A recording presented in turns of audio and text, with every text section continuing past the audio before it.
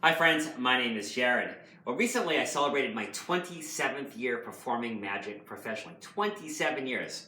I actually started performing magic in restaurants in 1995, doing professional sleight of hand magic. Now, I'm not counting the years performing when I was a teenager, doing children's birthday parties and all that. I'm just talking about professional magic for adults. And of course, later mind reading as I progressed along. Now, I'd like to show you one of the effects that I used to perform in restaurants. Now, I performed for restaurants 8 years, most notably Chardonnays in Cranston. I was there for 3 years every Saturday night.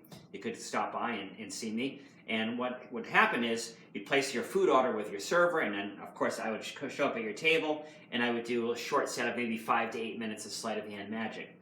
And this is one of the effects that I used to enjoy performing back in the day, and I haven't performed this in years, and I mean that. Now, what I would do is I would produce the aces in a flashy manner, but I'm not going to do that today. Maybe I'm feeling lazy because I've been doing this for 27 years. So I'm just going to remove the 4 aces, starting with the ace of spades. Then we've got the ace of hearts, and then we have the ace of clubs, and then finally the ace of diamonds. Now, on top of the aces, I'm going to place 3, it's been a long time, in different cards, starting with this pile over here. What I mean by in different cards is non-aces. So 3 over here, 3 over here, 3 over here, and then finally 3 over here. The remainder of the deck was not needed, so those would be placed aside.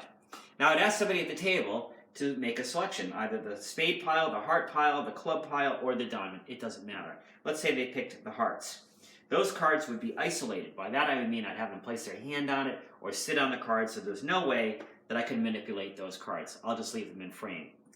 Now, I would claim that I'm going to make each of the aces vanish one at a time, each one in a magical and mystical manner. Say that 3 times fast. So let's see if you can see the moment that the aces vanish, starting with the ace of spades. I would just rub it against the other cards, and that's when it would change into an indifferent card, just like that. Now it is a 4 of diamonds, and you can see clearly that there is no ace of spades. There's the front and back of all 4 cards. Gone.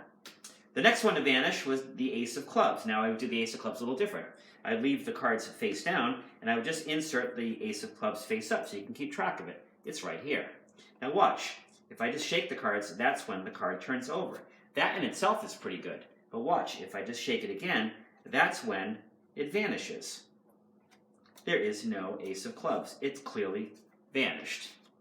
The next one to go would be the ace of diamonds. Watch and see if you can catch the moment it happens. If I place the ace of diamonds between the other cards, you can see it. There it is, face up just as before.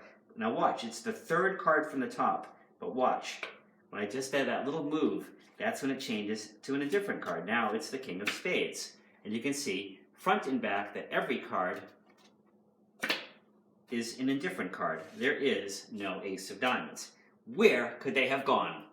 I wonder. Of course, the person holding the cards would lift their hand up, and they would be surprised to see that they had the ace of diamonds, the ace of clubs, the ace of spades, and of course, the ace of hearts, all 4 aces. And that's how it looked 27 years ago. And thanks for watching. We'll see you again soon.